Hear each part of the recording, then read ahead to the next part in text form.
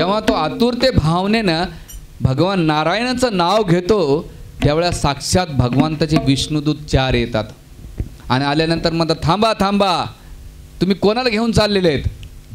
त्यावेळेस यमदूत म्हणतात की अरे तुम्ही तर दिसायला खूप सुंदर आहेत, तुम्ही शंख चक्र गदा पद्म मुकुट धारण केलं आहे, तुमचं रूप एवढं सुंदर आहे आणि तुम्ही ह्या पापी व्यक्तीला का थांबायला लावतात? हे तर आमची आसामी आहे. त्यावेळेस यमदूत प्रश्न करतात की हे जे क्षेत्र आहे, जे पापी लोक आहे, ते कार्यक्षेत्र आमचं आहे आणि दुसरं ह्या स्थानाचा कोणी येऊ शकत नाही, आम्ही स्वामी आहात. त्यावेळेस विष्णुदूत म्हणतात की तुम्ही धर्म म्हणजे काय, तुम्ही घेऊन जायला, पण धर्माचं उत्तर द्या. धर्म म्हणतो, धर्म म्हणतो साक्षात भगवत प्रणित, की जो धर्म भगवंताकडे घेऊन जातो त्याला धर्म काय म्हणतात? धर्मंतुम साक्षात भगवत. जो भगवंताकडे घेऊन जातो त्याला धर्म मानतात, जो धर्म भगवंताकडे घेऊन जात नसेल त्याला अधर्म मानतात. म्हणून ते म्हणतात की धर्म म्हणजे काय आणि दुसरं शिक्षासाठी कोणता पात्र व्यक्ती घेऊन गेला पाहिजे? पापेतला पापी ना, पण हा पापी नाही, यानं तर भगवंताचं नाव घेतलेलं आहे, मग याला तुम्ही घेऊन का जातात? तर त्यावेळेस त्यांच्यामध्ये खूप काही डिस्कशन होतं आहे. मग इथं प्रश्न विचारला जातो की अजामिळाने मन वाचा कायानं पाप केल्यामुळं 3 विष्णुदूत आले, आपले 3 यमदूत आले. 3 यमदूत आल्यानंतर जेव्हा त्यानं नारायण नाव घेतलं तर त्यावेळेस त्यानं काय केलं? 4 विष्णुदूत आले. का बरं 4 नाव आले, 4 विष्णुदूत आले? कारण नारायण शब्दामध्ये 4 नाव आहेत, नारायण. त्यामुळे नारायण नाव घेतल्यानंतर 4 विष्णू देतात. जेव्हा आपण हरे कृष्ण महामंत्र म्हणून हरे कृष्णा कृष्णा कृष्णा हरे हरे, हरे राम राम राम हरे हरे, तर आपल्याला किती विष्णू देते? 16. मग आपण किती जप करायला पाहिजे? 16 करायला पाहिजे का नाही? मग आपल्याला 16 विष्णुदूत या दिन घेण्यासाठी तर आपण 16 अक्षरी महामंत्र म्हणायला पाहिजे. तुम्हाला एक उदाहरण देतो, इमानदारीत उत्तर द्यायचा, खोटं बोलायचं नाही, ठीक आहे? तुमच्यावर 500ची नोट ठेवली आणि 2000ची नोट ठेवली, कोणती उचलता? हां खरं 2000ची ना? मग भगवंताचा जप करताना छोटा का करायचा, मोठा का करू नये? हरे कृष्णा कृष्णा कृष्णा हरे हरे, हरे राम राम राम हरे हरे, हरे कृष्णा कृष्णा कृष्णा हरे हरे, हरे राम राम राम हरे हरे, हरे कृष्णा कृष्णा कृष्णा हरे हरे, हरे राम राम राम हरे हरे, हरे कृष्णा कृष्णा कृष्णा हरे हरे, हरे राम राम राम हरे हरे, हरे कृष्णा कृष्णा कृष्णा हरे हरे, हरे राम राम राम हरे हरे, हरे कृष्णा कृष्णा कृष्णा हरे हरे, हरे राम राम राम हरे हरे, हरे कृष्णा कृष्णा कृष्णा हरे हरे, राधे राधे, राम राम राम हरे हरे, हरे कृष्णा कृष्णा कृष्णा हरे हरे, हरे राम राम राम हरे हरे, हरे कृष्णा कृष्ण कृष्ण हरे हरे, हरे राम राम राम हरे हरे हरे कृष्णा कृष्णा कृष्णा हरे हरे हरे राम राम राम हरे हरे हरे कृष्णा कृष्णा कृष्णा हरे हरे हरे राम राम राम हरे कृष्णा कृष्णा कृष्णा हरे हरे हरे राम राम राम हरे हरे हरे कृष्णा कृष्णा कृष्णा हरे हरे हरे राम राम राम हरे हरे हरे कृष्णा कृष्णा कृष्णा हरे हरे हरे राम राम राम हरे हरे हरे कृष्णा कृष्णा कृष्णा हरे हरे हरे राम राम राम हरे हरे हरे कृष्णा कृष्णा कृष्णा हरे हरे हरे राम राम हरे हरे हरे कृष्णा कृष्णा हरे हरे हरे राम राम हरे गोपाल कृष्ण भगवान की जय. की आपण माणसाकडे आपण वाढदिवस साजरा करतो बरोबर ना. कशासाठी? वाढदिवस म्हणजे आयु वाढलं पाहिजे. खरंच वाढदिवस साजरा होतो का? नाही होत नाही ना. हॅपी बर्थडे टू यू म्हणतो होत नाही होत. आणि आपशकून मी सांगितलं वाढदिवसाचं बोललो ना पहिल्या दिवशी विश्लेषण केलं. जेव्हा भगवंताचं नाव घेतात ना तुम्ही तुमचं आयु वाढतं आहे. आणि त्याचं उदाहरण इथे आहे. अजामिळ यमदूत त्याला घेण्यासाठी आले होते पण अप्रत्यक्षपणे त्याने जेव्हा नाव घेतलं भगवंताचं तर भगवंताने त्याला 12 वर्षे वाढून 12 वर्षे वय वाढून दिले. तसंच भगवंताच्या भक्तीमध्ये भक्ती करताना तुम्ही तर भगवंत तुमची आयु वाढून देतात. हे उदाहरण अजामिळातून होतं. म्हणून आपल्याला आयु वाढवायचं असेल तर नित्यनेमानं भगवंताचं नाव घ्या. आयु वाढते. कारण की त्यावेळेस अजामिळानं का बरं नाव त्याला कारण त्याने नामाचे 3 प्रकार सांगतात इथे आचार्य की अजामिळ 3 नावाचे प्रकार कसे सांगतात की जेव्हा नाम घेतल्यानंतर पहिले त्याच्या जीवनात काय झालं 12 वर्षामध्ये त्याने पहिले नामाप्रत जप केला होता.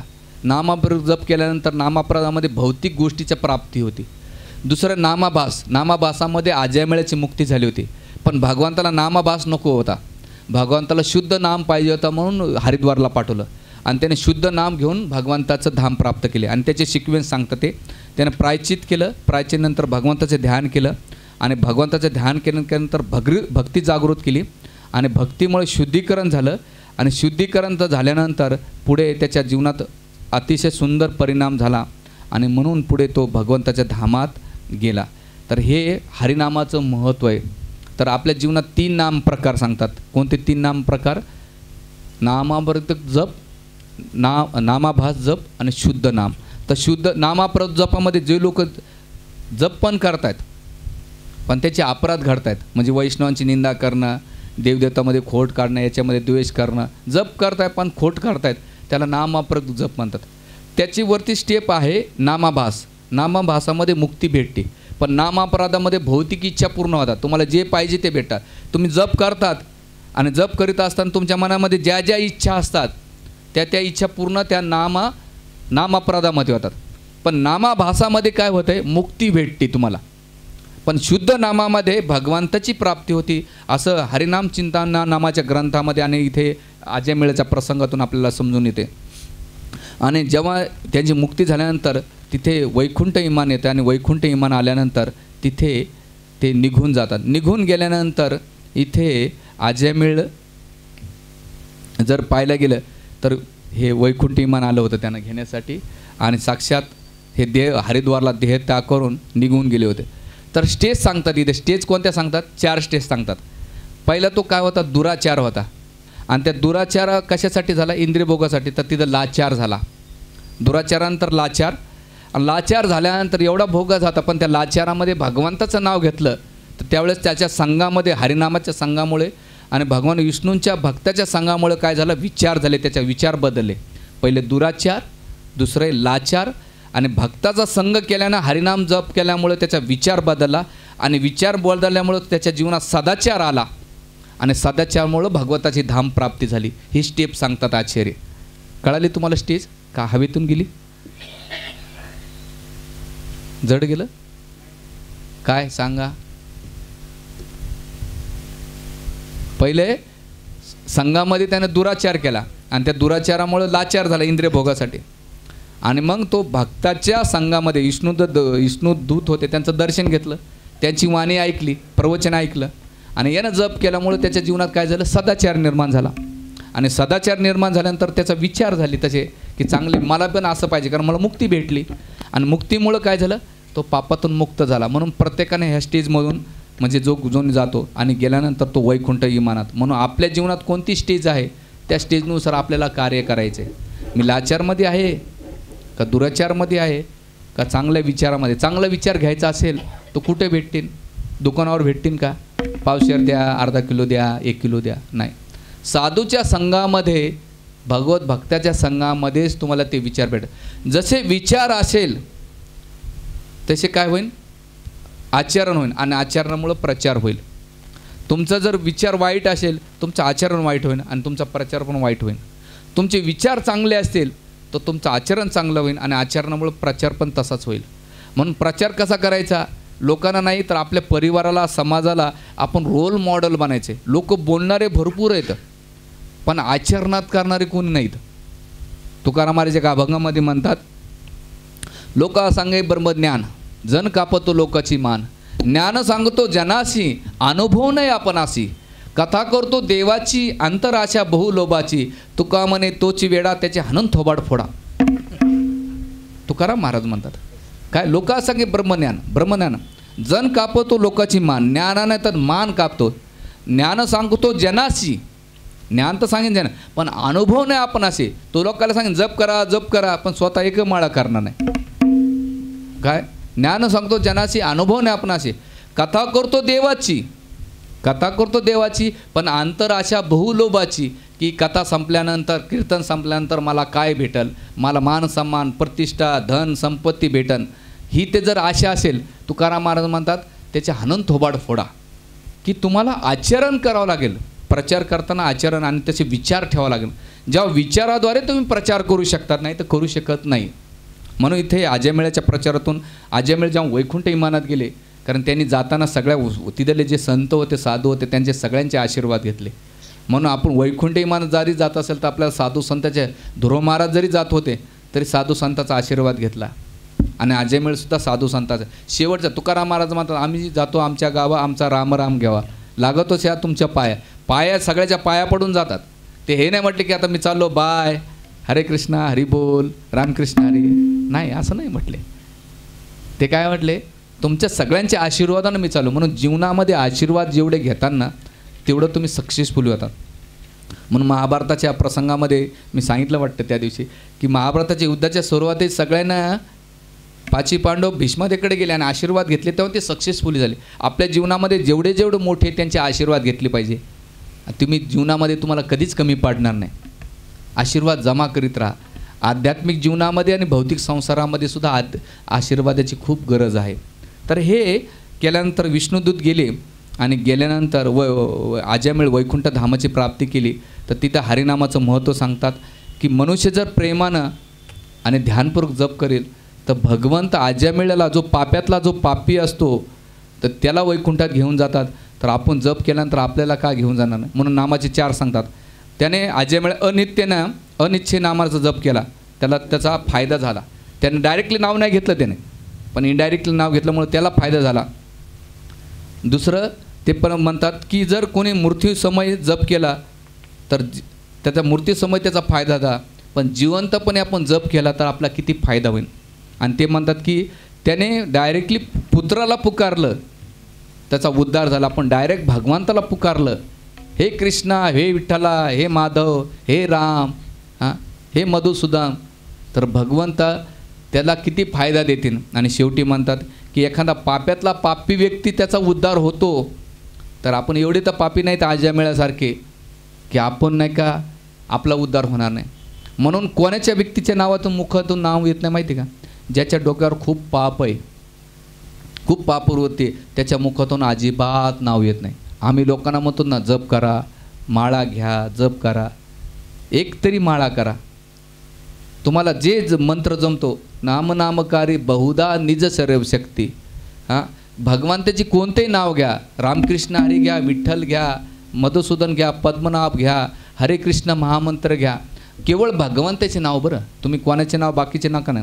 हरिमुखे म्हणा, हरिमुखे म्हणा, पुण्याची गणना कोण करे. तुकाराम महाराज काय म्हणतात, नाम संकीर्तन साधन पै सोपे, जळतील पापे जन्मांतरेचे, न लागे जावे वनंतरा, सुखे तो घरा नारायण, ठाईचं बैसूने करा एक चित्त, आवडे अनंत आवळा. आणि पुढं मंत्र काय सांगितलं आहे, रामकृष्ण हरी विठ्ठल मंत्र, विठ्ठल केशव जपावा. किती सोपं आहे. आणि जपामुळे किती फायदे होतात, किती फायदे होतात. ह्या जपातून पाहिलं, तुम्ही सगळेजण पैशाच्या मागं लागलेले आहेत ना, कोण आहे का बिना पैशाचा? तुमच्या घरात लोक म्हणतात, महाराज आमच्याकडे पैसाच टिकत नाही.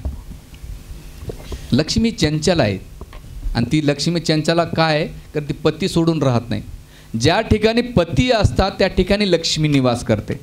आणि लक्ष्मीला टिकवायचं असेल तर नारायण टिकवावं लागेल. आणि नारायण कशी टिकतील? अभंग काय सांगितलं आहे, नाम संकीर्तन साधन पै सोपे, जळतील पापे जन्मांतरेचे.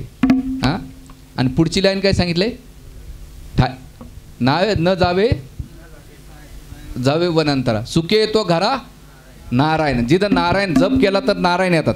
आणि नारायणाबरोबर कोण असती? लक्ष्मी. लक्ष्मी असते. आणि लक्ष्मी, नारायण जिथं असेल तिथं लक्ष्मी असते, आणि लक्ष्मी टिकते. म्हणून घरात जर लक्ष्मी टिकवायचं असेल तर जप केला पाहिजे.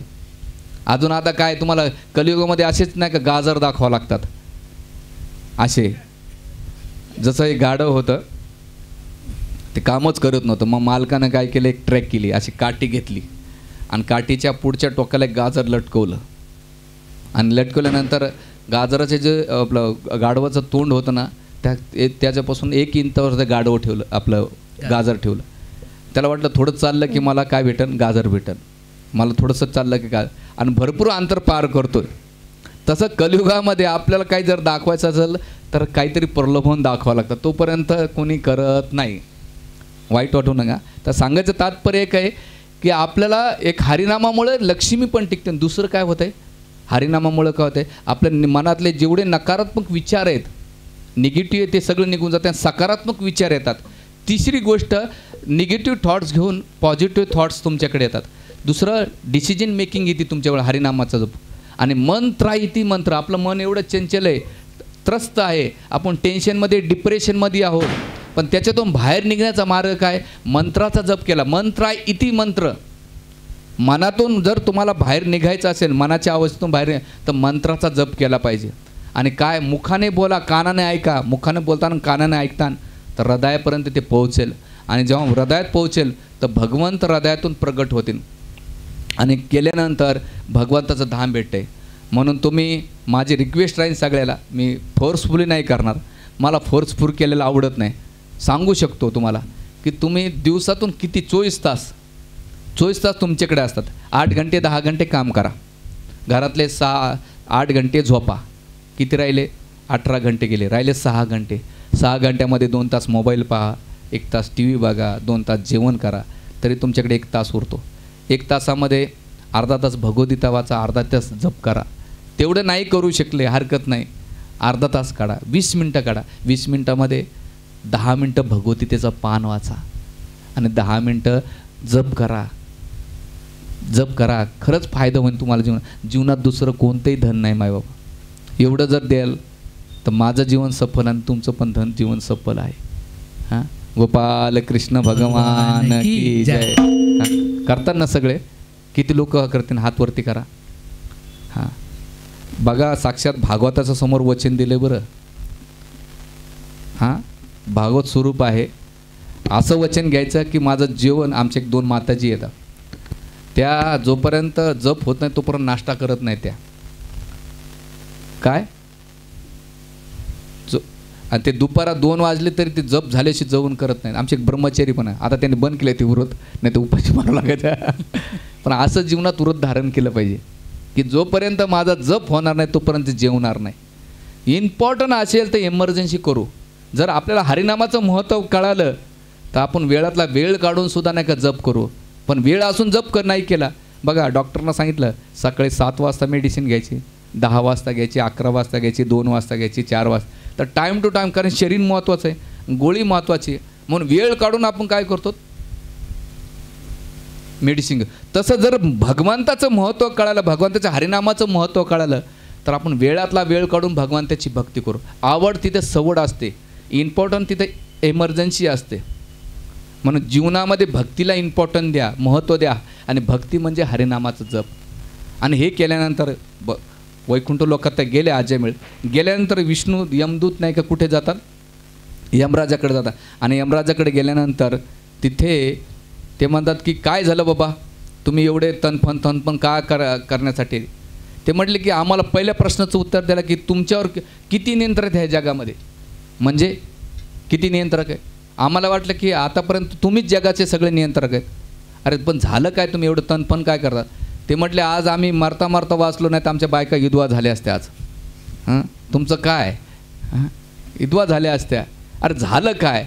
ते म्हटले 4 विष्णुदूत आले नारायणाचे आणि त्याने आल्यानंतर आम्हाला अजयमेळाला मुक्त केलं. जसं नारायण नाव घेतात तेव्हा यमदूत नाही का, यमराज आहेत ना, ते प्रसन्न होतात. अरे पहिल्यांदा यमदूताच्या मुखातून भगवंताचं नाव घेतलं. ते म्हटले की अरे सेवकांनो, की विष्णुदूता जिथं असतो त्या ठिकाणी नारायण ज्या ठिकाणी असतात त्या ठिकाणी मी सुद्धा त्याचा प्रवेश करीत नाही, तर तुम्ही कशाला करतात. त्यामुळं तुम्ही सुटलाच, हे सगळ्यात महत्त्वाची गोष्ट आहे. आणि त्यासाठी ते म्हणतात की नारायण नाव उच्चारल्यानंतर त्यांना एवढा आनंद झाल्यानंतर ते म्हणतात नारायण भक्ती, की यमदूत म्हणजे नरक लोकांमध्ये पहिल्यांदा प्रवचन ऐकाय भेटलं. आणि मग त्यावेळेस यमदूत उत्तर देतात त्यांना, की ते म्हणतात की यमराजाचं उत्तर असतं की भगवान नारायण म्हणजे परम आहेत. ते परम नियंत्रण, सगळ्या देवीदेवतांचे स्वामी येते, ते देवीदेवता त्यांच्या अंतर्गत कार्य करतात. दुसरं, ज्या प्रकारे एका बैलाला व्यसन घातले जाते आणि बैल नियंत्रित केला जातो, त्याच प्रकारे भगवान नारायण ह्या सृष्टीला आणि सगळ्या देवीदेवतांना ह्या सृष्टीला नियंत्रित करतात. त्यामुळे त्यांना कोणी देवीदेवतासुद्धा जाणू शकत नाही, तर मी काय जाणू शकणार. आणि दुसरं, सगळ्या जीवांचे आश्रयस्थान, सगळ्या जीवांचे स्वामी तेच आहेत आणि त्यांना या भौतिक डोळ्यानं पाहू शकत नाही.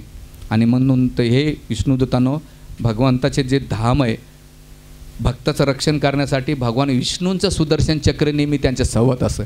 ज्या ठिकाणी कंठीमाळा धारण केली असे, तुळशीची माळा, जो अष्टगंध बुक्का लावतो, तिलक लावतो किंवा भगवंताची माळा जप करतो, त्या ठिकाणी यमदूत अजिबात फिरकत नाही. म्हणून हे विष्णुदूतांनो, हे सिम्बॉल समजा. बघा एखादा चोर असेल आणि रस्त्याने त्याने पोलीसवाल्याचे युनिफॉर्म पाहिला तर तो काय करतो, रस्ता बदलतो का नाही. तसंच विष्णुदूत जेव्हा बघतात, म्हणून आमचे इस्कॉनचे भक्त माताजी कुठे जरी जात असेल ती तिलक लावतात 13 ठिकाणी. आणि तिलक हे मन घडण लावत नाही. तर 10व्या स्कंदामध्ये मी ते वर्णन करीन. पुतनेचा वध झाल्यानंतर गोपीनं भगवंताला 12 ठिकाणी तिलक लावलं. आता आमच्या इथं माताजी आलेल्या आहे, त्या सत्संगाला कुठे जरी जात असेल तर तुम्ही बघितलं असेल तुळशीची आपलं मोठा तिलक काढतात आणि इथं तुळशी पत्र काढतात. कारण भगवान नारायणाचे 2 चरणकमल आहेत आणि तुळशी पत्र म्हणून असं तिलक काढतात. लोकांना पडतं एवढी मोठीची मोठी भांग का लावतात बाबा. आमच्या ब्रह्मचार्याला विचारलं, तुम्ही का स्केल घेऊन असं तिलक पाडता का, स्केल घेऊन. स्केल नाही रे म्हणले, तिलक घेण्याचे स्केल घेण्याची गरजच नाही पडत. रोज प्रॅक्टिस केली. जरी तुम्ही तिलक नाही लावू शकले तर पाण्याचा तिलक लावू शकता. ओम केशवाय, ओम नारायणाय, ओम माधवाय, ओम गोविंदाय, ओम त्रिक्रमाय, मधुसूदनाय, पद्मनाभाय, ऋषिकेशाय, श्रीधराय असे नावं घेऊन लावलं पाहिजे. आणि 13 हे शरीर आपली बॉडी नाही आहे, भगवंताची प्रॉपर्टी आहे आणि भगवंताचा निवास केला पाहिजे या बॉडीवर. म्हणून तिलक लावला पाहिजे. तिलक लावल्यानं गोपीचंदन ज्या ठिकाणी असतं त्या ठिकाणी भूत प्रेत डाकणी चटणी कोणी प्रभाव पडत नाही. तिलकाचा कंठीमाळा, तुकाराम महाराज काय म्हणतात, जो कंठीमाळा धारण करतो, जसं एखादी स्त्री बिना लग्नाची असेल तर सगळेजण बघतात. कॉलेजचा पोरांचा अनुभव, कारण मी पण कॉलेजमध्ये पण एखादं मंगळसूत्र घालतं तर म्हणतात याला लायसन आहे, नको. काय एक साधारण उदाहरण आपल्याला लगेच समजतं. पण त्याच प्रकारे ज्या गळ्यात कंठीमाळा असेल त्या ठिकाणी भगवंताचे यमदूत, यमराजाचे यमदूत नाही का, भूत प्रेत कोणी फिरकत नाही, कारण का हा भगवंताचा स्वामी. म्हणून ज्या दिवशी तुम्ही भगवंताची भक्ती करतात ना त्या दिवशी तुम्ही भगवंताच्या अंतर्गत येतात, कारण तिथं भगवंताचं प्रोटेक्शन असतं. कारण मायादेवी, यमदूत, बाकीचे कोणी त्याला प्रभावित करत नाही, कारण तो क्षेत्र भगवंताच्या अधीन येते. आणि त्यासाठी आपण हे जे पेहराव आहे, कंठीमाळा धारण करणे, तिलक लावणे, जप करणे, हे भगवत भक्ताचं लक्षण आहे आणि ते आपण केलं पाहिजे. हां, जसं तुम्ही एखादा ड्रेस कोड घातला त्यानुसार तो व्यक्ती ओळखला जातो. म्हणून आम्ही लोक बीड बॅग घातलं, अरे हरे कृष्ण हरे रामावाला चाललाय, येणे केने प्रकारे तो नाव घेतो, हरे कृष्ण हरे कृष्ण कृष्ण कृष्ण हरे हरे, हरे राम राम राम हरे हरे. तर भगवंत आपला उद्धार नाही करणार का? म्हणून एक प्रसंग आठवला मला रामचंद्राचा. हा माझा आवडता प्रसंग, ह्या लीलाच्या वेळेस मी सांगत असतो. एकदा भगवान रामचंद्र अनवनी पायानं दंडकारण्यात फिरत होते आणि फिरत असताना त्यांच्या पादुका कोण काढून घेतल्या? भरतानं काढून घेतल्या. आणि भरतानं काढून घेतल्यानंतर अनवनी पायानं फिरत असताना एक दिवस एका वटवृक्षाखाली विश्राम करू लागले आणि त्यांनी आपल्या हाताला नाही का उशी करून झोपले भगवंत. आणि झोपल्यानंतर सीतादेवी त्यांचे पाय नाही का दाबू लागले. पाय दाबत असताना अचानक तिचं लक्ष भगवंताच्या चरणकमलाकडे जातं. आणि चरणकमलाकडे गेल्यानंतर भगवंताचे चरणकमल एवढे अतिशय नाजूक असतात, एवढे कोमल असतात, जसं कमळाच्या पाकड्या असतात ना त्याप्रमाणे त्यांचे चरणकमल. पण अनवनी पायानं भगवंताच्या पायामध्ये असंख्य काटे रुतलेले होते. काटे रुतल्यानंतर सीतादेवी बघते की भगवंताच्या पायात एवढे काटे मोडलेले आहेत आणि भगवंत विश्राम करतायत. आणि विश्राम करीत असताना तिच्या डोळ्यातून अश्रू येतात. आणि गरम अश्रू, जेव्हा दुःख होतं जीवनामध्ये तर गरम अश्रू येतात आणि आनंद होतो तेव्हा थंड अश्रू येतात. तर त्या गरम अश्रूने तिनं काय केलं, भगवान रामचंद्राचं काय केलं, अभिषेक घातला. आणि अभिषेक घातल्यानंतर ती बघते की भगवंताच्या वेदना तिला सहन होत नव्हत्या. तर त्यावेळेस ती हळूच काटा काढते. जसा काटा काढते तसं भगवंत उठतात आणि म्हणतात, काय करते सीते? ते म्हणजे भगवंता तुमच्या पायामध्ये काटा मोडलेला आहे, ते काटा काढण्याचा प्रयत्न करते. अगं सीते, ज्या काट्यानं माझ्या चरणकमलाचा आश्रय घेतला, जरी तो वेदना देत असेल त्या काट्याचा त्याग नाही करू शकत, कारण त्याने माझ्या चरणकमलाचा आश्रय घेतलेला आहे. तर आचार्य म्हणतात की भगवंताची दया करुणा किती बघा. जे काटा भगवंताला वेदना देतो भगवंत त्याचा त्याग करत नाही. आणि आपण म्हटलं भगवंता कृष्णा मी तुमचा आहे, तुम्ही माझे आहेत, तर भगवंत माझा त्याग करतील का मायबापांनो? मग आपण कधीतरी म्हणायला पाहिजे की भगवंताची दया करुणा किती कृपाळू आहे. आपल्याला हे समजलं पाहिजे. ह्या जगातले आपण ज्यांना माझं माझं म्हणतो, जोपर्यंत डोक्यावर केस आहे तोपर्यंत त्याची किंमत आहे. ज्या दिवशी डोक्यातून पडला रे त्याची किंमत 0 होते. त्याच प्रकारे संबंध आहेत हे जगातले अशाश्वत आहे. पण भगवंताचे संबंध थोडंसं जरी केलं भगवंत त्याचं विसरत नाही. म्हणून भगवंताला म्हणा, भगवंता तुम्ही माझे आहेत आणि मी तुमचा आहे. भगवंत कधी त्याग करणार नाही. भगवंताची करुणा आहे, दया आहे. केवळ आपल्याला काय करायचं, भगवंत आपल्याकडे 10 पावलं चालून येत आहेत, आपल्याला काय करायचं आहे, आपल्याला 2 पावलं करायचे. आणि भगवंताचं पाऊल 1 पाऊल कसा असतो, त्रिविक्रम. आपल्याला 1 पाऊल टाकायचं त्यांच्याकडे. हे टाकलं तर खूप होईल. आणि असं यामुळे यमराजाने खूप हरिनामाचं महत्त्व सांगतात. आणि हरिनामाचं महत्त्व सांगितल्यानंतर त्यावेळेस ते म्हणतात की हे यमदूतांनो, जो कधी भक्ताकडे जाऊ नका, कारण का तिथे हरेर गुप्त जे भगवान विष्णूचे सुदर्शन आणि गधा त्यांचं संरक्षण करतं, म्हणून जाऊ नका. मग यमदूत विचारतात की तुम्ही कोणाला घेऊन यायचं ते सांगा आम्हाला, आणि कोणाला नाही घेऊन यायचं ते त्यावेळेस सांगा. ते म्हणतात जीवान भक्ती भगवत गुणनामधेय चेतस न मूर्ती एक चरणारविंद कृष्णाय नमती शिरे कदापि. जीवान भक्ती, जो व्यक्ती एकदा सुद्धा भगवंताचं नाव घेत नाही त्याला माझ्याकडे घेऊन या. मग आचार्य प्रश्न टाकतात, एखादा मुका असेल तर हां, तर जीवा मग भगवत स्मरण काय, भगवत गुण नाम आहे. मग ते म्हणतात की ठीक आहे, एखादा मुका असेल तर मग चेतस न मूर्ती, चेतनानं स्मरण केलं पाहिजे. मग जर एखादा जर प्रश्न पुन्हा टाकला जातो, चेतस्न मूर्ती एक चरणारविंद. मग एखादा म्हटला की बुवा आणखीन काय करायचं, तर म्हणते कृष्णाय नमती शिरे कदापि. जो एकदा सुद्धा डोकं टिकवत नाही अशाला घेऊन या.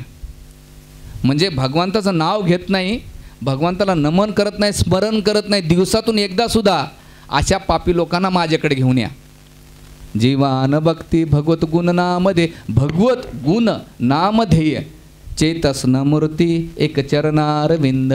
कृष्णाय नमती शिरे कदापि. कृष्णाच्या प्रती जो शिर एकदा झोकवत नाही अशा लोकांना घेऊन या. म्हणून आता जर आपण शिर नाही झोकवलं तर मूर्तीच्या वेळेस आपल्याला झुकवलं जाणार आहे, प्रकृती आपल्याला झुकवणार आहे. तर का नाही आपण जिवंतपणे दंडवत केला पाहिजे भगवंताच्या, उभं राहून नाही केलं पाहिजे, गेलात ना पंचांग दंडवत केला पाहिजे भगवंतांना, की भगवंता मन वाचा काय मी तुला समर्पित करीत आहे, दुसऱ्या जगामध्ये माझ्याकडे काही देण्यासारखं नाही. आणि मग केल्यानंतर अशा लोकांना माझ्याकडे घेऊन या, त्यांना ती गाईडलाईन्स देतात. आणि गाईडलाईन्स दिल्यानंतर तिथे सुत गोस्वामी ह्या महात्म्याचं वर्णन करतात. ते म्हणतात की प्रत्येकाने भक्ती आणि कर्मकांडाचं महत्त्व सांगितल्यानंतर तिथे ते म्हणतात की प्रत्येकानं हरिनामाचा जप केला पाहिजे. आणि हे राजा परीक्षित, जो कोणी हे श्रद्धेने आणि आनंदाने अजयमेळाचा प्रसंग स्मरण करतो, श्रवण करतो, स्मरण करतो, उच्चारण करतो, त्याच्या जीवनातलं सगळं पाप नष्ट होतं अजयमेळासारखं. दुसरं त्याची मती म्हणजे बुद्धी, त्याची चेतना भगवान विष्णूंच्या नामाच्या प्रती लागते. आणि हे प्रसंग मी मलय पर्वतामध्ये अगस्त्य ऋषींच्या मुखातून ऐकला होता आणि मी जशास तसे तुला वर्णन केलेलं आहे. म्हणून इथे हा कथाचे सांगणं केलेलं. गोपाल कृष्ण भगवान की जय, गोविंद जय जय गोपाल जय जय, गोविंद जय जय गोपाल जय जय, गोविंद जय जय गोपाल जय जय, गोविंद जय जय गोपाल जय जय, राधा रमण हरि गोविंद जय जय, राधा रमण हरि गोविंद जय जय, गोविंद जय जय गोपाल जय जय, गोविंद जय जय गोपाल जय, राधा रमण हरि गोविंद जय जय, गोविंद जय जय गोपाल जय जय, गोविंद जय जय गोपाल जय जय, राधा रमण हरि गोविंद जय जय, राधा रमण हरि गोविंद जय जय, गोविंद जय जय गोपाल जय जय, गोविंद जय जय गोपाल जय जय, राधा रमण हरि गोविंद जय जय, राधा रमण हरि गोविंद जय जय, गोविंद जय जय गोपाल जय जय, गोविंद जय जय गोपाल जय जय, राधा रमण हरि गोविंद जय जय, राधा रमण हरि गोविंद जय, गोविंद जय जय गोपाल जय जय, राधा रमण हरि गोविंद जय जय, गोविंद जय जय गोपाल जय जय, जय जय गोपाल जय जय, गोविंद जय जय गोपाल जय जय, गोविंद जय जय गोपाल जय जय, जय जय गोपाल जय जय, राधा रमण हरि गोविंद जय जय, राधा रमण हरि गोविंद जय जय, गोविंद जय जय गोपाल जय जय,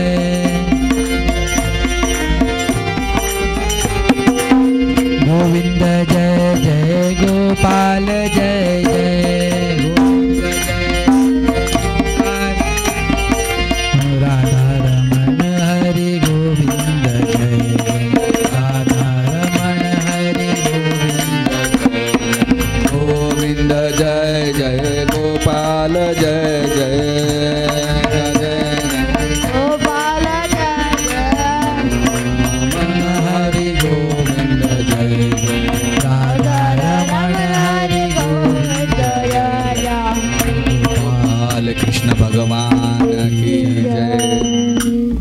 अशा प्रकारे हा प्रसंग सांगितल्यानं सुखदेव गोस्वामीने राजा परीक्षितने विचारतात की आणखीन मला काहीतरी कथा वर्णन करा.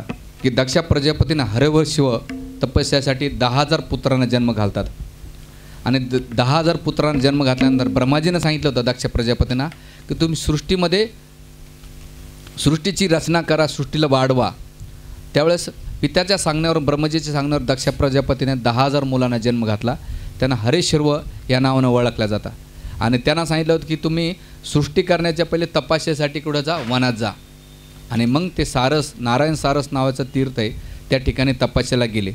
आणि तपस्याला गेल्यानंतर जेव्हा कळलं ब्रह्माजीला, नारद मुनीला की ह्या पवित्र सरोवराच्या ठिकाणी हरिश्वर तपस्या करताना एक टायमाला 10,000 डिसायपल्स भेटले. कारण जे साधू असतात, जिथं गर्दी दिसत तिथं प्रवचनाचे चान्स सोडत नाहीत. आनंद होतो त्यांना की भगवत कथा करायला भेटेल. तर नारद मुनी तिथे जातात आणि त्यांना म्हणतात, रूपक देतात.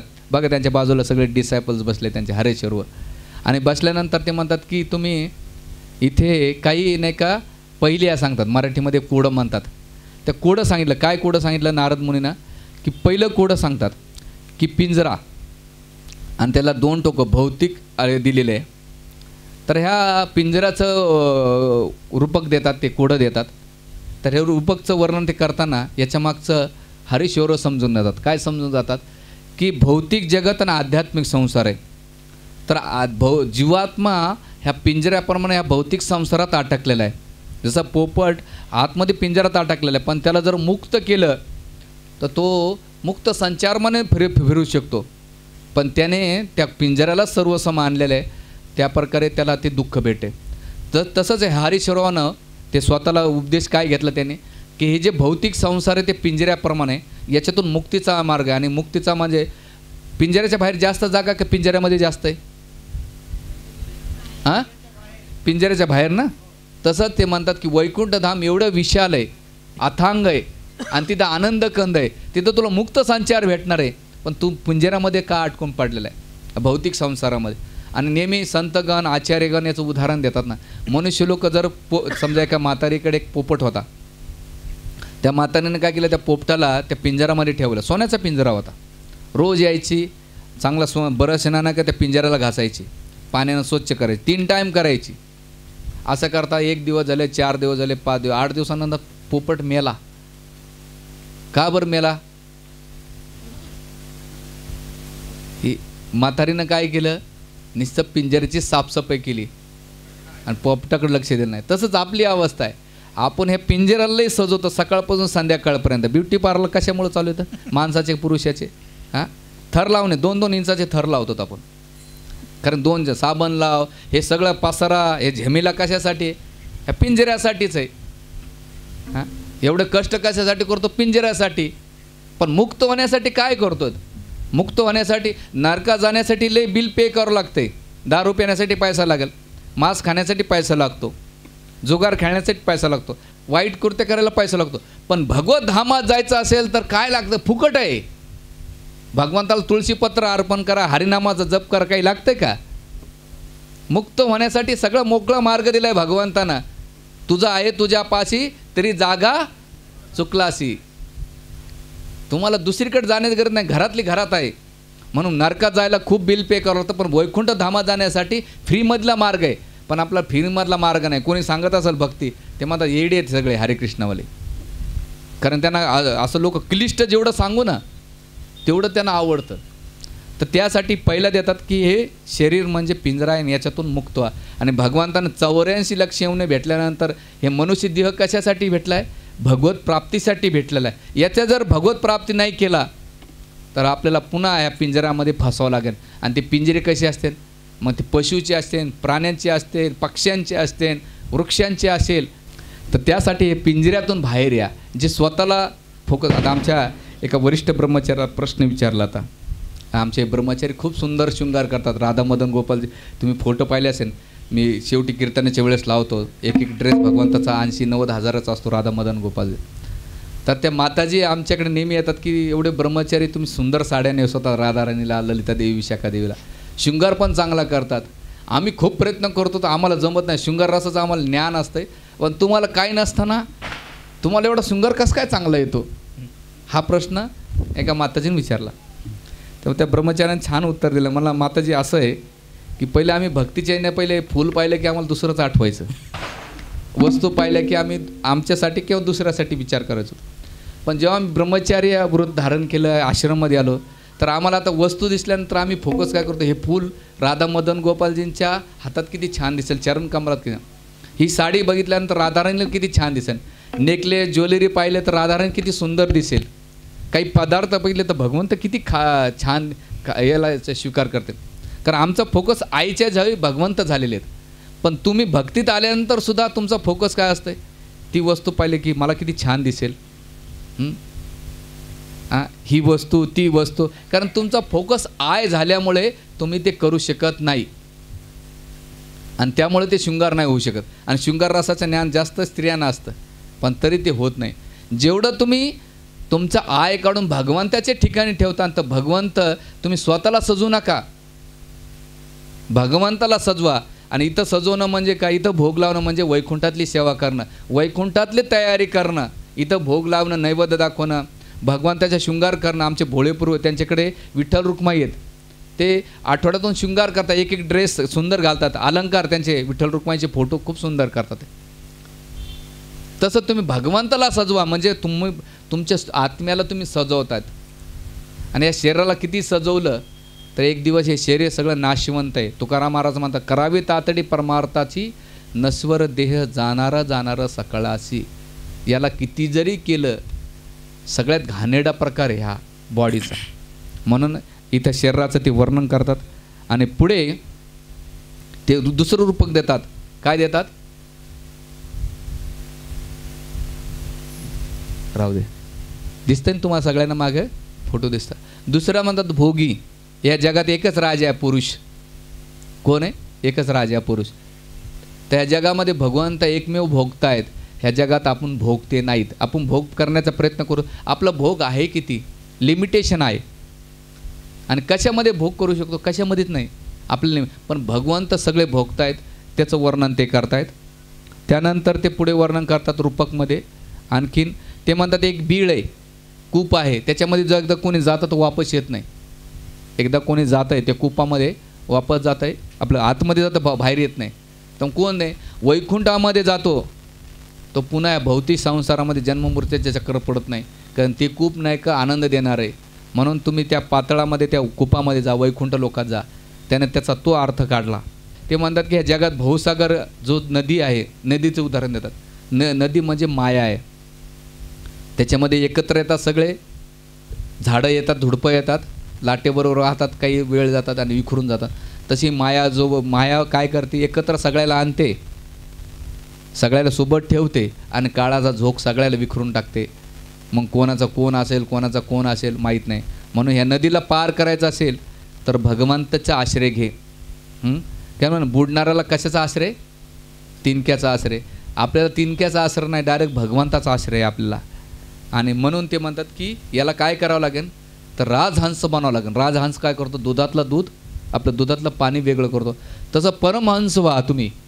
परमहंस म्हणजे काय की भगवंताशिवाय दुसरं काही नको, त्याला परमहंस मानतात. जे कावळे असतात ना, ते सगळे डस्टबिनमध्ये कचऱ्याच्या पेटीवर जा, त्यांना नाही का काही टाकलं तरी ते काव काव करत राहतात. पण राजहंस पक्षी आहे ना, तो दुधाचं मध्येच आपल्या सरोवरमध्येच फिरतो. पण कावळे काय करतात, सगळा कचरा खातात. तसं भौतिक जगामध्ये जे लोक भौतिक संसाराच्या नको त्या गोष्टीच्या मध्ये ते कावळ्याप्रमाणे आहेत. पण जो भक्त असतो तो राजहंसाप्रमाणे, त्याचं वर्णन इथं ते देतात. आणि शास्त्राचा सार काढला पाहिजे. म्हणून शास्त्राचा सार काय, 14 वेद जाणं, 40 शास्त्रकारानं, 18 पुराणं हरीशी गाती. वेद अनंत बोलिला, अर्थ इतकाच साधिला, विठोबाशी शरण जावे, निधिनिष्ठा नाम घ्यावे, हे दिले. आणि ते म्हणतात जर हे नाही केलं तर काळ पराभव आहे, तो चलत राहणार आहे. काळ कोणासाठी थांबणार नाही. याच्या पहिले थांबला नाही, आपल्या वेळेस थांबणार नाही. प्रत्येक क्षण संपत चाललेला आहे. म्हणून राजा आहे हे हरिशरोनो, जास्त वेळ घालू नका. हे फिरत चाललंय, फिरतं का, त्यामुळे याच्यात वेळ नका घालू. तुम्ही काय करा, भगवंताची भक्ती करा. आणि मग ते म्हणतात की कशाच्या आधारावर करायचा, तर ते म्हणतात शास्त्राच्या आधारावर कर. आणि शास्त्राचा अध्याय म्हणजे एकानं प्रश्न विचारला होता प्रपादांना की प्रभुपाद आम्ही शास्त्रावर विश्वास करत नाहीत. तर प्रभुपाद म्हटले शास्त्र नाही विचारतो कोणावर करतो. ते म्हणे नाही. तर प्रभुपाद म्हणायचे शास्त्र हे आईप्रमाणे आहे. आई आपल्याला सांगते आपला पिता कोण आहे. तू नाही मला आईवर विश्वास नाही. तर तू आईवर विश्वास नाही तर तुला किती टेस्ट करावं लागेल. DNA ना किती करावं लागेल. नाशिकचं पॉप्युलेशन घे, महाराष्ट्राचं घे, भारताचं घे, जगात तुला कळेल कसं आपला बाप कोण आहे. हे जर जाणायचं असेल तर सरळ आईला विचार, आई मला सांग मला कोण जन्म दिला आहे. तसं शास्त्र हे आईप्रमाणे, वेद श्रुती आहेत ज्या स्मृती आहेत त्या आईप्रमाणे आहेत. ते सांगतात की बाबांनो याची भक्ती करा, इकडं तिकडं जाऊ नका तुम्ही. हे शास्त्राचं विधान आहे. म्हणून माता जी सांगते हे पिता आहेत त्यांची सेवा केली पाहिजे आपल्या मनानं. म्हणून जर श्रुती स्मृती पुराणादी पंचरात्री विधिविना एकांतिक हरर भक्ती उत्पादोय कल्पते. जर श्रुती स्मृती पुराणादी सोडून जर आपण याची भक्ती करू तर समाजामध्ये उत्पात माजवला जाईल. म्हणून श्रुती स्मृती पुराणादी यांचा आश्रय घेऊन भक्ती केली पाहिजे. आणि त्याच्यासाठी ते शास्त्राचं उदाहरण मान्य करा आणि त्यावेळेस तुम्ही चांगलं जीवन जगू शकता. आणि हे केल्यानंतर तेव्हा हरेश्वर एवढे आनंदी झाले. नारद मुनी दंडवत करतात आणि काय करतात ते मला ग्रस्त आश्रममध्ये जाचत नाही. सगळ्यांना संन्यास घेतला. 10,000 डिसायपल म्हणजे एका टायमाला एकाच प्रवचनामध्ये एवढे वैरागी झाले. हां, कलियुगामध्ये एक वैरागी होत नाही. म्हणजे आम्ही PPT दाखवा, 2-4 घंटे घासे कोरडा करा. कारण मी भरपूर कथा केली. 4थी कथा आहे म्हणजे नाशिकली 2री आहे. तर मी ज्या ठिकाणी कथा केली मागच्या 2-3 महिन्यापूर्वीच केलं वाटतं है ना प्रभू. 2-3 हां, त्यानंतर लोकांना फॉलोअप केलं. म्हणलं कुणी माळ जप करतं का. मला प्रभूची वेळ कुठे. अरे म्हटलं 8 दिवस नुसता घसा 4-5 घंटे घसा कोरडा केला आणि तुम्हाला एकाला माळणी करता येत नाही. वाईट वाटलं की अरे आपण दगड नर्मदेचे गोटे झालेले आहेत सगळे. नर्मदेचे गोटे काय असतात. किती पाणी येऊ द्या, किती येऊ द्या, काही फरक पडत नाही. हां हां, तसंच इथे तर हरीश्वर नारदाचं आज्ञेचं पालन केलं, प्रसन्न होऊन ते सगळे निघून गेले. निघून गेल्यानंतर वैराग्याचे जीवन केलं आणि म्हटले वैराग्यामध्ये आनंद आहे. बघा काही गोष्टीचा त्याग केला ना जीवनामध्ये आनंद. आपल्या वाईट सवयीचा त्याग करा, चांगल्या आनंद घेऊ शकता संसारामध्ये जीवनामध्ये. पण आपल्याला त्याग नाही करायचा. वाईट पण पाहिजे आणि चांगलं पण पाहिजे म्हणून चांगल्या गोष्टीचा आनंद भेटत नाही. भक्तीमध्ये आनंद घ्यायचा असेल तर वाईट गोष्टी सोडा, हळूहळू सोडा. जसं तुम्ही म्हणता कशा सोडायच्या प्रभूजी. तुमचं अंग सगळं कोळशानं माखलेलं आहे, काळे झालेले आहेत आणि तुम्हाला आंघोळ करायची खूपच आळस आहे. तर तुम्ही काय करा, नदीचं पात्र जिथं वाहतं आहे ना तिथं केवळ बसून राहा. हळूहळू काय होईल, स्वच्छ होईल. तसं तुमची भक्ती करण्याची इच्छा नसेल हरकत नाही, सत्संगामध्ये येऊन बसा. कधी कळेल तुमच्या जीवनातलं शुद्धीकरण झालेलं. तुम्ही कधी पवित्र होता आणि कधी भगवंताची कृपा होईल तुम्हाला माहीत नाही. केवळ काय करायचं आपल्याला, सत्संगामध्ये येऊन बसायचं. केवळ इथं नुसते येऊन बसले जरी तरी तुमच्या हृदयाचे शुद्धीकरण. तुम्हाला समजू न समजू, तत्व कळू न कळू, पण ही जी वाणी आहे भगवंताची, कृष्णाची वाणी, भागवताची वाणी, ती आपल्या कानाद्वारे हृदयाचं शुद्धीकरण करते. आपले कान पवित्र करते, आपले डोळे पवित्र करते, आपले जीवा पवित्र करते. हे एवढे हरिनामाचं हे मंगलमय. एकदा प्रभुपादाला एकानं प्रश्न विचारला, प्रभुपाद की तुम्ही काय म्हणतात एका मंत्राचा एवढा इफेक्ट आहे. तर प्रभुपाद म्हटले बोलता बोलता एखादा शब्द जर वाईट जर उच्चारला तर त्याचा इफेक्ट निगेटिव्ह होतो. जर चांगला जर शब्द उच्चारण केला आपण सारखा सारखा तर आपल्याला का नाही ते सकारात्मक ऊर्जा भेटेल, एनर्जी भेटेल. म्हणून आपण नेहमी जप केला पाहिजे, हरे कृष्णा हरे कृष्णा कृष्णा कृष्णा हरे हरे, हरे राम राम राम हरे हरे. आणि मग जेव्हा दक्ष एकदम चिडून गेले की माझ्या 10,000 पुत्राला यानं ब्रह्मचारी बनवलं, पुन्हा रागाच्या भारात 1,000 मुलांना जन्म देतो. हां, रागाच्या भारात.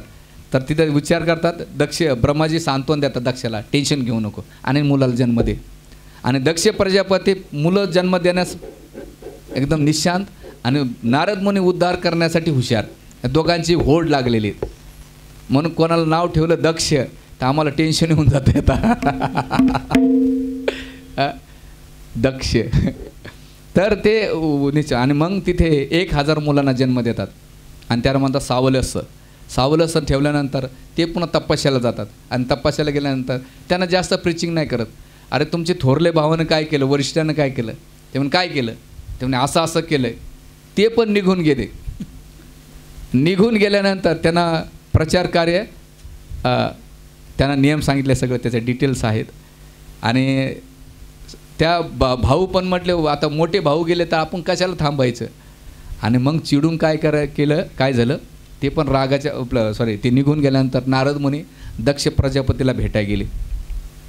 आणि दक्ष प्रजापतीला भेटायला गेल्यानंतर दक्ष एवढा क्रोधित झाला की त्याची हाईट नाही. ते म्हटलं तू तर बिना लग्नाचा आहेस, तुला काय कळणार या जगातलं वैराग्य.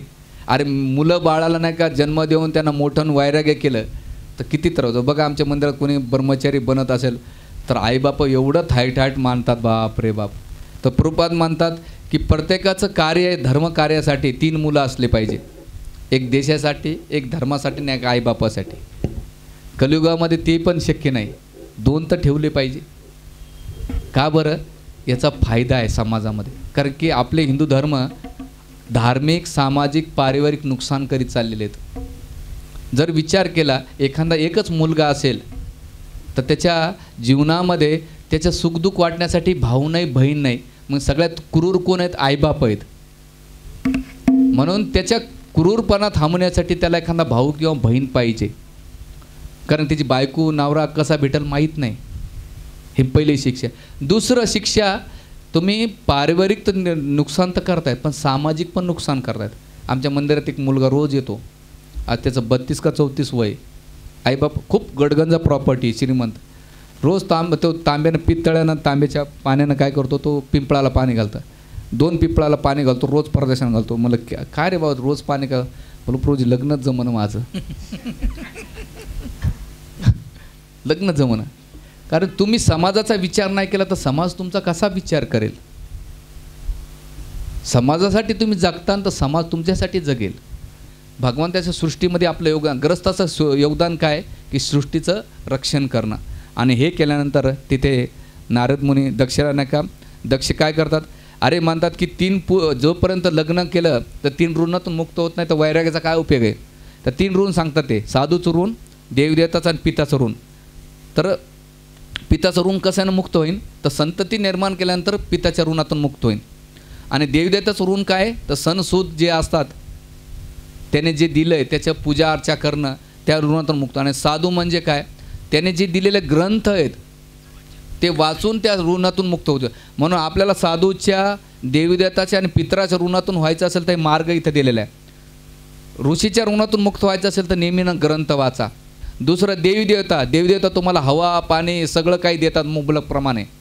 त्यांचे सण, त्यांच्या प्रतीने का पूजापाठ करा, त्यांना जेवढं जमेल. आणि पितरांचं जिवंतपणे असताना आणि मृत्यूनंतरसुद्धा ते केलं पाहिजे. आणि याच्यातून शास्त्राचं मत आहे, नाही केलं तर मग ते ऋण, ते तुमच्या कर्माचे रिॲक्शन फिटत नाही, सुटत नाही. तुम्हाला वाटलं नाही केलं तर काय बाबा लोकांचं काम वेगळं आहे, पण त्याच्या मुक्त होईल. म्हणून इथे शास्त्राचा अंतिम निष्कर्ष आहे, जर भगवंताची भक्ती केली तर कोणते ऋण त्याला प्रभावित करत नाही, हे इथं वर्णन केलं. आणि मग दक्ष त्यांना शाप देतो आणि म्हणतात जोपर्यंत इंद्रिय भोग नाही तो वैराग्य कुठून कळणार आहे. तर नारद मुनी म्हणतात विषयाची पारख करण्याची काय गरज आहे. विष पिऊन जर माणूस मरणार आहे तर विषयाचं बद्दल सांगितलं तर विष ग्रहण करायचं कशाला. आणि मग त्यांच्यामध्ये खूप झाल्यानंतर तो दक्ष त्यांना क्रोधित होऊन शाप देतो. काय होतं की तू 3 दिवसापेक्षा जास्त कुठेही राहणार नाही, असा शाप दिल्यानंतर नारद मुनी त्या शापाला काय करतात, वरदान मानून घेतात. कारण की मला काय जगभर भ्रमण कराय भेटन. म्हणून बैता पाणी रमता जोगी बहुत अच्छे रहते. काय बैता पाणी रमता जोगी बहुत अच्छे. जर पाणी एक ठिकाण राहिलं तर शेवाळा लागत आहे. आणि साधू एक ठिकाण राहिला तो त्याच्यासाठी उपयोगाचा नाही, समाजासाठी नाही. कारण की ध्रुवाच्या प्रसंगामध्ये याच्यामध्ये नारद मुनींच्या प्रसंगामध्ये त्यांना का बरं हे केलं तर नारद मुनी ज्या आश्रममध्ये राहायचे त्या झाडाच्या प्रती आसक्त होते. म्हणून त्यांना पुढचा जन्म आणखीन एक त्या जन्मात घेऊन नका मुक्त झाले. म्हणून छोटीशी जरी आसक्ती रे, तुम्ही मूर्तीच्या पहिले गुलाबजामवर आसक्ती राहिली, अरे एक गुलाबजाम खायचा राहिला तर तुम्हाला गुलाबजामसाठी पुन्हा भौतिक संसार द्यावं लागते. आंबा खायचा जरी राहिला तर वापस यावं लागतं. म्हणून एवढं सोपं नाही आहे. म्हणून त्या इच्छांना सोडू शकत नाही, पण त्या इच्छांना भगवत सेवेत लावू शकतो. तेव्हा त्या भगवंताच्या सेवेत लावल्या.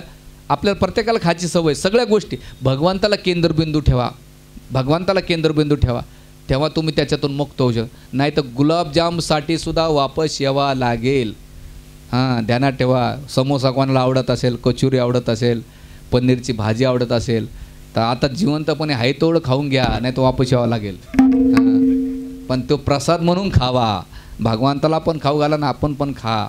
तर नारद मुनी ते वरदान म्हणून घेतात आणि वरदान गेल्यानंतर कृपा तात्पर्यात लिहितात. म्हणतात की माझ्या पण डिसायपलच्या आईवडिलांनी शाप दिल्यामुळं मी जगभरात 14 वेळा भ्रमण केलं आणि जगभरात प्रचार केला. मी त्याला काय केलं, हे केलं. तर नारद मुनी तो शाप काय केला, नम्रतेनं आणि सहनतेनं स्वीकार केला. म्हणजे हरकत नाही, फायदाला. कारण हे वैष्णवांचं लक्षण आहे. वैष्णवाचं लक्षण काय, तृणादपी सुनेचेन तरोरोपी सहिष्णुन अमानेन मान देणं कीर्तनीय सदाहरी. गवताप्रमाणे नम्र राहतो, झाडासारखा सहनशील राहतो, मानाची अपेक्षा न ठेवता दुसऱ्याला मान देतो, अमानेनं मान देणं आणि शेवटी कीर्तनीय सदाहरी भगवंताच्या नावाचा जप करतो. हरे कृष्णा हरे कृष्णा कृष्णा कृष्णा हरे हरे, हरे राम राम राम हरे हरे. आणि वैष्णव केल्यानंतर दक्षाचा शांत राग होतो. पुन्हा ब्रह्माजीकडे जातात आणि ब्रह्माजीला म्हणतात काय करायचं. तर त्यावेळेस ब्रह्माजी म्हणतात तू काय कर, कन्यांना जन्म दे. आणि मग तिथे दक्ष काय करतो, 60 कन्यांना जन्म देतात. आणि त्याच्यात कन्यांची वंशावळ, दक्षाची वंशावळ सांगतात.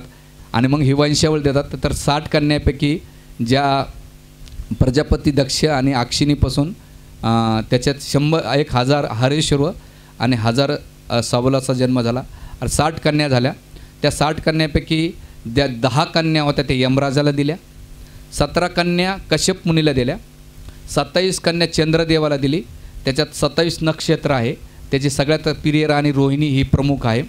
2 कन्या अंगिरा ऋषीला दिल्या, 2 कन्या कुशवाला दिल्या आणि 2 कन्या भूतला दिल्या. पण दक्षापासून जो पुत्र नसल्यामुळे ते निपुत्रिक राहिला. आणि त्यांच्या पुढचे यमराजाच्या ज्या 7 पत्न्या होत्या, भानूपासून देवऋषभ जन्माला आले आणि त्यांचा पुत्र इंद्रसेन झाला. दुसरी जी कन्या होती लंबा, तिच्यापासून मेधा आणि विद्याचा निर्मिती झाली. कुकुदापासून संकट आणि संकटापासून किकटपासून दुर्गा देवता हे जन्म झाले. यमराजाची तिसरी पत्नी. चौथी पत्नी यामीपासून स्वर्ग आणि स्वर्गापासून नंदी जन्माला आला. ईश्वापासून ईश्वदेव आणि ईश्वदेव निपुत्रिक राहिले. संध्याचे संध्यागण आणि आरतीसिद्धे संध्याचे 2 पुत्र राहिले. आणि मरुत्वाचे मरुदगण जन्माला आले. आणि जयंत आणि वासुदेवाचा अंश उपेंद्र हा जन्माला आला. त्याच्यानंतर पुढे अष्टवसू आले. त्या अष्टवसूच्या म्हणजे यमराजाच्या 3 पत्न्या होत्या. एक होती वसू, सुर्गा आणि संकल्पा. त्यांची ही वंशावळी दिलेली डिटेल्समध्ये. त्याच्यानंतर दक्षाच्या 6 कन्या होत्या. त्या 6 पैकी जी पहिली कन्या होती भूतापासून सारूपा आणि तिच्यापासून 1 कोटी रुद्र जन्माला आले.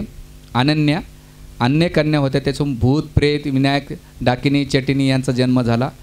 तर प्रजापती अंगिरापासून 2 पत्न्या होत्या, स्तब्धा आणि सती. तर ह्या सर्व पितांना पुत्ररूपात स्वीकारलं. आणि सतीपासून अथर्व नावाचे पुत्र जन्माला. त्यांनी वेदाला नाही का अथर्व वेद निर्माण केला. पुढे कुशवा जे होते त्यांची 2 पत्न्या होत्या, एक अर्चिस आणि धिष्णा. अर्चिसपासून धमृकेतू आणि धिष्णापासून 4 पुत्र वेदशीर, देवल, वनु आणि मनु. देवल जे भगवद्गीतेमध्ये अर्जुन म्हणतात ना, आशित देवल, त्याचं वर्णन इथे करतात. आणि याच्यामध्ये जे रैवत होते मुख्य रुद्र, कोटी रुद्र, त्याच्यातले 11 रुद्र आहेत. रैवत, अज, भवान, भीम, वाम, उग्र, कृष्ण, अजोकपाल, अहिर अग्न, बहुरूपा आणि महान. हे दक्षाच्या 6 मुलींना अंगिरा ऋषीपासून जन्म दिला. त्याच्यानंतर पुढच्या जे कश्यपच्या ज्या पत्न्या होत्या, तर कश्यपची जी मारीची होती आणि कर्दमुनीची कन्या म्हणजे देवहूती आणि कर्दमपासून जी कन्या दिली होती, कोणाला होती, मारीची. तर ती कश्यप म्हणून दिली. त्याच्यापासून ह्या कन्या आहेत. त्याच्यापासून जी पतंगी होती, तर त्याने ते पतंगी जी कन्या होती तिने नाही का विविध प्रकारचे पशु पक्षी जे उडणारे त्यांना जन्म दिला, इथं दिसेल. त्याच्यानंतर यामनीपासून जे टोळ असतात ना, टोळ नावाचे किडे, त्यांना जन्म दिला. जी विनता होती सुपर्णा, तिच्यापासून नाही का गरुडीचा जन्म झाला. आणि दुसरी जी होती अरुणा म्हणजे सूर्यदेवाचा जो सारथी आहे, काय त्याचं नाव, अरुण, त्याचा जन्म झाला. आणि कुद्रू जी होती कद्रू, तिच्यापासून विविध सर्पांना जन्म घातला. तर हे याचं दिलेलं आहे. त्यानंतर पुढे बाकीच्या कन्या होत्या तिमीपासून जलचर प्राणी जन्माला आले. जे सुरमा होती तिच्यापासून हिंस्र पशु वाघ सिंह लांडगे कोले हे जन्माला आले. सुरभी नावाची जी कन्या होती तिने गाईला जी गाई बैल म्हशी बकऱ्या ज्याच्या दूध देणाऱ्या त्यांना जन्म दिला. ताम्रा नावाची जी कन्या होती तिने गरुड गिधाड जे मोठे करणारे शिकारी पक्षी त्यांना जन्म दिला. आणि जी मुनी नावाची कन्या होती तिने अप्सराला जन्म घातला. आणि त्यानंतर कश्यपच्या आणखीन कन्या होत्या क्रोधवाशा. तर क्रोधवाशा नावाच्या कन्येनं नाही का दंश नावाच्या साप आणि नाग यांना नाही का दिलं, जे सारखं दंश करतात त्यांना जन्म दिला. जी इला नावाची कन्या होती तिने विविध वेली लता वृक्ष यांना जन्म दिला. सुरसा नावाची जी कन्या होती तिने नरभक्षी राक्षक दुष्ट पिशाच भूतप्रेत यांना जन्म दिला. अरिष्ट नावाची जी कन्या होती तिने गंधर्वाला जन्म दिला. काष्ट नावाची जी कन्या होती ती घोड्यासारखे जे प्राणी होते त्यांना तिने जन्म दिला. त्यानंतर ह्या कश्यपपासून दक्षला. त्याच्यानंतर आणखीन कन्यांचं नाही का डिटेल्स त्यांच्या वंशावळीचे दिले 61 पुत्र. आणखीन कश्यप आणि आदित्यनं 12 आदित्यांना जन्म दिला. जे आदित्य होती देवतांना त्या 12 आदित्यांना दिला. आणि त्या 12 आदित्यांचे जे जे पुत्र होते त्यांच्या ज्या ज्या पत्न्या होत्या त्याच्यामध्ये जे विवासवान होते सूर्यदेव, तर सूर्यदेवाचे श्राद्धादेव आणि सूर्यदेवाचा आणखीन एक पुत्र होते यमराज. यमराज आणि यमराजाची बहीण यमुना यांना जन्म दिला. सूर्यदेवाच्या 2 पुत्र आहेत. कोणापासून? सज्ञा नावाच्या पत्नीपासून ह्या दोघांना जन्म दिला. म्हणून जो यमुनाचं दर्शन घेतो त्याला यमराजाचं दर्शन घेण्याची गरज नाही. म्हणून वृंदावनला जा, यमुनाचं दर्शन घ्या, स्नान करा, यमराजाचं दर्शन घेण्याची गरज नाही. जी दुसरी पत्नी होती सूर्यदेवाची सज्ञा छायापासून शनीश्वर आपले शनीश्वर जे शनिदेव आहे त्यांना प्रकट केलं. आणि शनिदेवापासून एक आणखीन कन्या होती तपत्वी, तिचा विवाह झाला. दुसरी विवासवंची आणखीन एक कन्या होती तिच्यापासून सूर्यदेवाची अश्विनी कुमार जन्म आलेले. आणि पुढे आरेमा देवता होता त्याची अनेक विद्वान पुत्र जन्माले. आणि त्यांच्यापासून मनुष्य जाती म्हणजे ह्या जगातले जेवढे प्रवृत्ती असणाऱ्या लोकांची जीवांची निर्मिती केली. त्यानंतर पूस नावाचा जो होता तो शिवजींच्या दक्षाच्या यज्ञामध्ये तो हसला होता, जे दात तोडले होते यानं कोण वीरभद्रानं, तो याचे पण त्याला पुत्र नाही. आणि तोष्टान रुचा याची दैत्याची कन्या होते आणि त्याच्यापासून नाही का विश्वरूप आणि सविवेश यांचा जन्म झाला. पुढे 6व्या स्कंदाच्या याच्यामध्ये इंद्र आणि हे सगळं 60 कन्याचं विश्लेषण केल्यानंतर नारद आपलं राजा परीक्षित म्हणतो की हेच तर झालं, पण इंद्राच्या सभेमध्ये बृहस्पती गेले आणि गेल्यानंतर इंद्राने त्यांचा अपमान का केला त्याचं विश्लेषण करा. तर त्यावेळेस ते बृहस्पती आणि इंद्राचं काय झालं त्याची कथा आपण उद्या घेऊ. गोपाल कृष्ण भगवान की जय.